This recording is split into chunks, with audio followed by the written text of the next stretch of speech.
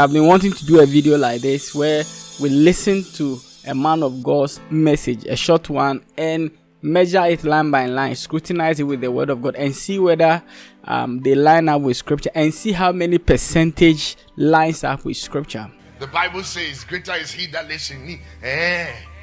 Which part should he come and stay? Which part of your body should he come and dwell? I understand that scripture is true. Greater is he that lives in me. Why are you still broke if he lives in you? Why are you still jobless if he lives in you? You think Jesus is a broke Jesus? Why are you still sick? And you've quoted that scripture 200 times, yet you're not getting healed. Because there's another occupant in there. So before you quote that scripture, make sure there's nothing living in you. Because he shares his glory with no man. He's a landlord by himself. You are either all for him or not for him. Don't have demons living in you and standing in church quoting greater is he. You carry spirit of anger, you say greater is he. Which part of him is sharing with the spirit of anger? No, think about it. That scripture you are quoting is bigger than your mouth. Keep quiet. There are other spirits dwelling in you, so he cannot dwell in you.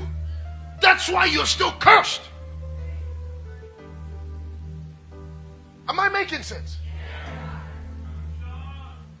Before you say he lives in me, everything evil must leave you. Tonight I cleanse you with the blood. Now, I am Pastor Gideon. This is Kingdom Matters. If you are interested in the word of God, you are in the right place. Now, this is a video posted by Dr. Sonnie Badu himself, and this was a video that he posted after the video that he spoke about the pork got negative reaction. So he actually posted this one as a defense to buttress the point of how witches and demons can have a way into a person's life and how Christians ought to conduct themselves. Now, I want you to listen and to comment on the wrongs if you see any wrongs in this less than 3 video. Now, our goal in this video is not actually to witch hunt or to go after a man of God. Our goal is to make sure that we learn how to scrutinize messages when presented to us, no matter who is preaching. And since he brought this video out as a defense, we want to see whether it makes sense biblically. Now, this was the caption he gave the video. He said, what some Christians do is to quickly quote scriptures to back their ignorance and to also back their literal process of thinking. Let me tell you this for free. In the realms of the spirit, the rules of engagement is that if you break a rule, you pay the price. That is where demons find an open door to enter. You cannot say greater is he that lives in you when there is also the spirit of anger dwelling in you or other spirits. In order for scripture to work in your life, it must be applied with an understanding of the rules of engagement. If you want to use greater is he, then indeed be pure, see no evil and say no evil. Now, this is the caption. We are not going to say much about the caption. If you check critically, you realize that it is supposed to throw more light on the video we looked at yesterday. Now, before we go into testing the truth in this video, I want to ask you a question. How do you listen to messages? Do you swallow everything a pastor gives to you, or you analyze them biblically? There are many people who just swallow everything a pastor says. They don't look at it or scrutinize it, and there are those who scrutinize it. I want to submit to you that if you never scrutinize what is taught to you, you are a baby in the faith and are not ready for spiritual growth. Ephesians 4:14 says, babies are tossed to and fro by every wind of doctrine. So long as you're a baby, you think whatever the pastor says is right and you are ready to swallow it. And let me come to those who think when you scrutinize a preacher's message, you are wrong. I want to submit to you that you've not encountered the true gospel of Jesus Christ. Now, if you have truly encountered the true gospel of Jesus Christ, then you know how important it is for somebody to get a gospel and how devastating it is if the truth is replaced with falsehood. It is worse than treating a terminal sickness with a wrong prescription. So somebody is supposed to be on a drug that will save them from a sickness that is going to kill them. Then you give them a wrong prescription. So they are taking something wrong which they think is going to give them life or help them survive, but actually their condition is not being addressed. That is less than the effect of false teaching on a person. Now, one of the signs of spiritual maturity is that you build a mindset and you are able to scrutinize whatever you hear with the word of God. In fact, it is a noble Christian character to cross-check every preacher. So if you've not been into it from today, begin to look into the messages you are hearing and also make sure you check them again and again. I have a video on this channel where we talked about how to listen to any man of God. You have to look for it. If anything we preach doesn't line up with the word of God, throw it out, including this channel. Acts chapter 17 verse 11. These were more noble than those in Thessalonica, in that they received the word with all readiness of mind and searched the scriptures daily whether those things were so. Now, 3 absurd things I saw in this video. If you didn't notice, I noticed 6. I noticed 3 wrong things major in this video, and there were many things I could have pointed out, but this 3 is what I want us to focus on. Number 1, he said, which part of his body should he come and dwell after what you have done? Basically, he's talking about if you have sinned or you are doing some wrong things, how do you expect God to live in you? Now, this is suggesting that when a person sins, the Spirit of God leaves or doesn't inhabit them, and that it takes perfection for the Lord to live in us. Now, that is wrong. I know many Christians believe this, but that is wrong. Now, this is wrong because the church is for the perfecting of the saints, which means that the saints are becoming perfect. Meaning a lot of the people in the church are not perfect. So if they are not yet perfect, then they are going to make mistakes one way or the other, or they make mistakes one way or the other. Does it mean that there is not going to be any space for the Lord in their life until they have become perfect? Do you get it? So it is wrong. It is neither here nor there. It is one of the duties of the Spirit of God in us. Now, beyond this, one of the duties of the Spirit of God in us is to teach us and to help us live the godly life. So if he lives or he doesn't abide in us when we are in error or we have sins, then how do we become perfect? The Spirit doesn't leave the sinful Christian, just as he doesn't leave the one who sins once in a while. John chapter 14, 16 to 17 says, he will abide with you forever. So even with Dr. Sonnie Badu, the Spirit of God didn't leave him when he was playing and enjoying unbelieving song or secular music, which he posted on Instagram.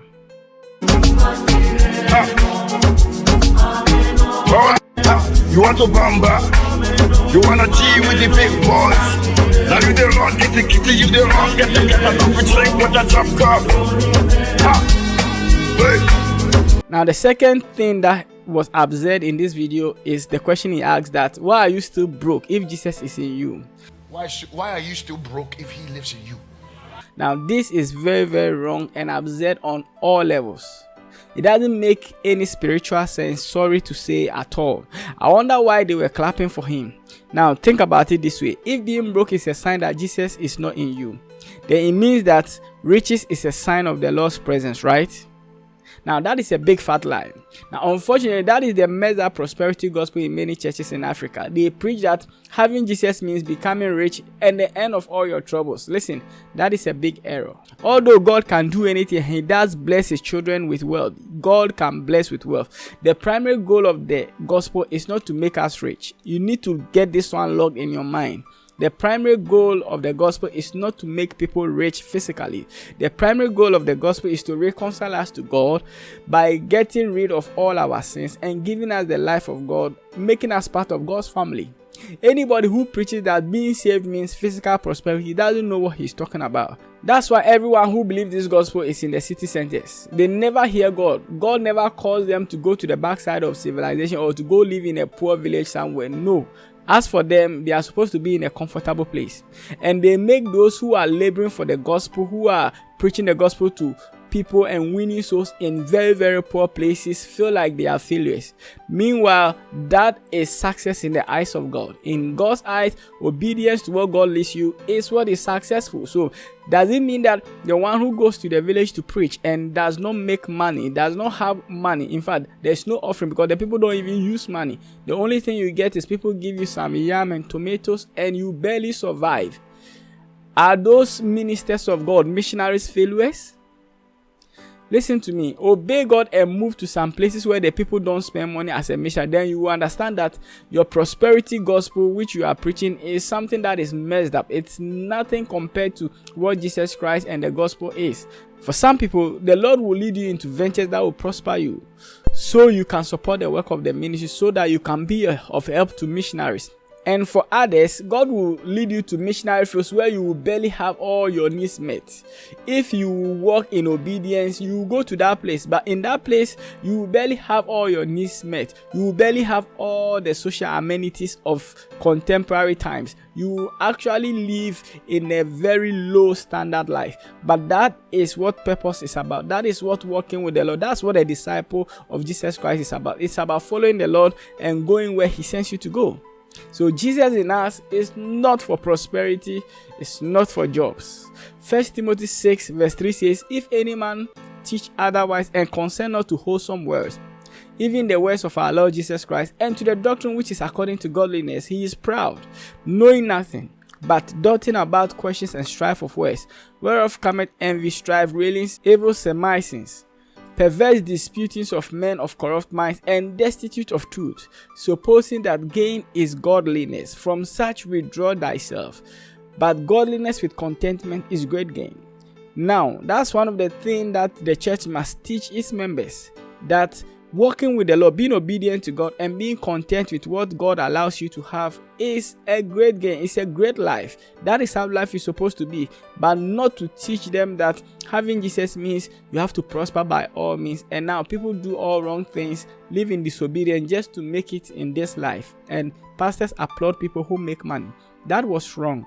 Now the third wrong thing I heard in this video is that he said, tonight I cleanse you with the blood of Jesus. Tonight I cleanse you with the blood. Now this is very problematic again. This is just like saying, tonight I declare you are saved. Shout amen. This is another bad effect of the messed up African prosperity gospel. They think everything can be gotten through declarations.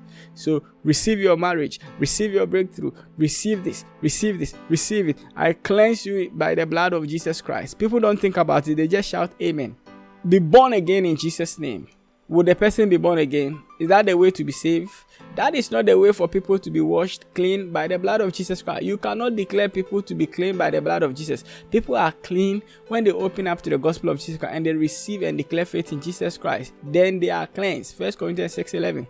Now when it comes to sanctification, where people separate themselves from the evil of the world and they stay clean for God, it is a decision that people make. You can't still declare them to be sanctified. 2 Corinthians 7:1 says, having all these promises, dearly beloved, let us cleanse ourselves from the filthiness of the flesh. Let us cleanse ourselves. So it is the Christian who cleanses himself by sanctification. So he makes that decision. You cannot declare, I declare you are sanctified, where you are talking about they moving away from sin. So get this right. A man of God cannot declare anyone to be cleansed by the blood. What you can do is to teach them to believe the gospel of Jesus Christ so that they can be saved. When they are saved, they are cleansed. Then, and for those who are saved, you teach them to live a sanctified life so that they cleanse themselves from all the evil of the world. Now, let's get to this uncensored section. Now, I want you to know this. In Africa, most people are not educated in the gospel. Most people grew up in churches where they never heard the true gospel. The typical African church has two kinds of ministers, the motivational speaker and the fire preacher. Now, if you were brought up in one of these environments, you are deformed in your faith one way or the other and must begin to work on your understanding of the gospel of Jesus Christ and how to appropriate it and to walk in it well. Many of us only had motivational speakers who always came to tell us stories and to encourage us. You will do well. Tomorrow will be better than today. God is with you. If the Lord is with you, who can be against you? And they always encouraged us. Now, that is not discipleship, and that is not the message of Christ. As good as it is not the gospel of Jesus Christ. Yes, many still don't know it. Then we had the fire preacher who came declaring all the blessings of the world. Tomorrow by this time, I call a 24-hour miracle. I call this and that. I call this. I prophesy to you this and that. Yes, that is also good. But then if that's all you have an unbalanced diet. You are going to have spiritual kwashiorkor. What I mean by that is that you are going to be deformed. Because you don't know the doctrine of Christ. You don't know the teachings of Christ. You don't know how Christ wants you to live. You don't know the ways of Christ. That's what Apostle Paul told the church. He said, you have not so learned of Christ. This is the year you need to start sitting down, paying attention to the gospel of Jesus Christ and scrutinizing every message that you have been hearing. Pay attention to the doctrine in church. When you go to church, make sure you listen critically, ask questions. Make sure you take keen interest in your faith this year. God bless you. I'll see you in the next video. Shalom.